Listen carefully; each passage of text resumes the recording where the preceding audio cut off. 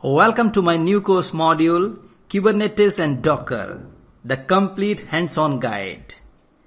Nowadays, Kubernetes tool is becoming very demanding, powerful and flexible orchestration or container management tool. It is an open source system for automating, deployment, scaling and management of containerized applications. Kubernetes is an orchestration platform which is used to manage container technology across cloud environments. Initially released in 2014, the platform evolved from Google's code, which is used to manage its data center. And then it was denoted to Cloud Native Computing Foundation. As a result, Kubernetes emerged as the leading container orchestration platform. Accordingly, over 60% of the organizations have adopted Kubernetes already in 2022-23. Now here you can see in this diagram the US application container market size by platform. So in this course module, I have tried to cover almost all topics of Kubernetes and Docker, right from very basic to intermediate level. If you will complete this entire course module with proper dedication and sincerity, then you can easily boost up your career and can also apply for a job. And you will get a job. My name is Shikhar Verma and I am the instructor of this complete course module. I have been in the IT industry for more than 15 years. My passion is to create online job-oriented courses. I have been teaching over to 75,000 students online. I teach in a very simple language. I don't assume that you know a little bit or more about this topic. I actually hold your hand every step throughout this course module.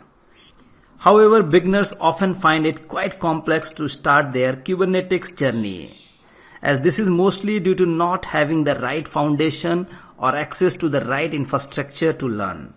That's why in this course module, we make sure to start with the basics of Kubernetes and Docker and build your foundation in container management tool. Now let's see what is the course content which I am going to teach in this complete course module. So here you can see the requirement. One should have the PC or laptop with internet connection and must have one AWS free tier account. And also you have some motivation to learn Docker, Kubernetes and DevOps. I have divided this entire course module into two sections. In first section I have discussed about the Kubernetes. I assume that you have little bit knowledge about the Docker. If in case you do not have the knowledge about Docker, you can start your course from module number 11. Here you can see Introduction to Docker Containers, Docker File, Manage Data in Docker, and Networking in Docker and Docker Compose. So once you have the knowledge about the Docker, then you can start this Kubernetes. So basically Kubernetes is used to manage the containers. But how you are going to create the containers? So with the help of Docker, you are going to create your containers. So here in first section, I will discuss about the Kubernetes. So what is Kubernetes? Why do we use Kubernetes? Monolithic approach for developing applications. What is microservices? What is monolithic? And a lot of things we have discussed in first section. In the second section, I have discussed about the architecture of the Kubernetes cluster. Here we have discussed the different components of your master node. In the section number 3, we have discussed about the setup of Kubernetes cluster, and that is on AWS environment. Here we have discussed how we can do the setup of our Kubernetes cluster, in which we have one master server and 2 worker node. In section number 4, I have discussed about the Kubernetes concepts like cluster types, minikube server, your YML pod, kubelet pods. So that's a very important section here. In the next section, I have discussed about the labels and selectors, how we can define the labels and selectors in the YML file, that is the manifest file. And here you can see we have created so many labs on this topic. The next section is very important, that is scaling and replication. So here we have discussed about the replication controller, replication set, how we can create the pod using replication controller, replication set, and what is the difference between both of them.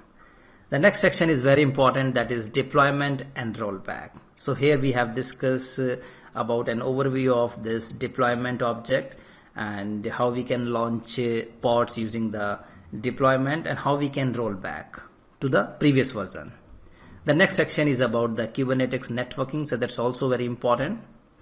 And in the section 9, we have discussed about the volumes in Kubernetes. That's also very important. The 10th section is your persistent volume. Here we have discussed about persistent volumes, what is PVC, how to configure a volume using AWS Elastic Block Store. So a lot of things we have discussed in this section. Few more sections are going to be added in this course module. It is in under creation mode. And here you can see from section number 11, I have discussed about the Docker. I hope you are going to join this course module, and if you have any doubts, let me know. I will be here to help you.